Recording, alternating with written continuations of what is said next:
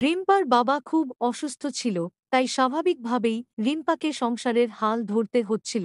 রিম্পা অনেক দিন ধরে চাকরি খুঁজতে থাকে, কিন্তু সে কোনোভাবেই চাকরি ম্যানেজ করতে পারছিল না। একদিন রিম্পার কাছে একটি অফিস থেকে ফোন আসে এবং ফোনটি পাওয়ার সাথে সাথে সেই অফিসে যায়। অফিসে যাওয়ার পর সে জানতে পারে সেখানে তার চাকরি হয়ে গেছে। রিম্পা ওই অফিসে কাজ করতে থাকে। কিছুদিনের মধ্যে তার একটি ছেলের সঙ্গে পরিচয় হয়, তার নাম ছিল শিবু। শিবুর সঙ্গে রিম্পার ভালো সম্পর্ক গড়ে ওঠে। একদিন শিবু রিম্পাকে বলে সে অনেক অনাথ, তার বাবা মা কেউ নেই, সে অনাথ আশ্রম বড় হয়েছে এবং বড় হয়ে নিজে চাকরি করে সে নিজের একটি ফ্ল্যাট কিনেছে। এইসব কথা শুনে রিম্পা অনেক খুশি হলো, আর তাই তার সাফল্যের কথা শুনে সে অনেক খুশি হলো। রিম্পা তার বাবা মাকে শিবুর কথা জানিয়েছিল এবং এটাও জানিয়েছিল সে শিবুকে বিয়ে করবে। শিবুর সঙ্গে রিম্পার অনেক দিনের আলাপ হলেও তার সঙ্গে অনেক ঘোরাঘুরি হয়েছে, কিন্তু কখনো রিম্পা শিবুর ফ্ল্যাটে যায়নি। রিম্পা শুধু এইটুকু জানত যে শিবু একা তার ফ্ল্যাটে থাকে। একদিন রিম্পা চিন্তা করল শিবুকে সে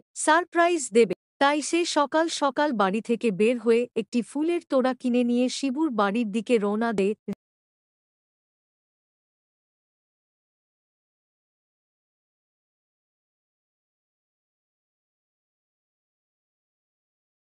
রিম্পা কিছুক্ষণ বেল বাজানোর পরে শিবু দরজাটি খুলে দেয়।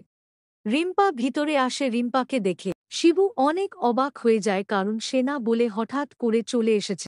রিম্পা বলে, আমি তোমাকে না জানিয়ে এসেছি, আমি চেয়েছি তোমাকে সারপ্রাইজ দিতে। এরপর শিবু চলে যায় রিম্পার জন্যে চা বানাতে। ঠিক ওই সময় রিম্পা শিবুর রুমে এমন কিছু দেখল যা দেখে সে বুঝতে পারল এই রুমে অন্য কোনো মেয়ে থাকে এবং সে এটা বুঝতে পেরে অনেক রেগে যায়। এরপর যখন শিবু আসলো, সে শিবুকে বলে, দেখো, তুমি আমাকে এত সুন্দরভাবে ঢুকিয়েছ যে আমি কিছু বুঝতে পারিনি। তোমার বউ এবং তোমার সন্তান আছে, তুমি এটা আমার বলনি কেন? তখন শিবু অনেক ভাবতে থাকে রিম্পা এই সব কি করে বুঝলো। এখন বন্ধুরা, তোমরা কি বলতে পারবে রিম্পা এইগুলো কি করে বুঝলো শিবুর বউ এবং সন্তান আছে? বন্ধুরা, তোমরা খুব মনোযোগ দিয়ে ভাবো আর উত্তরটি কমেন্টে জানিও।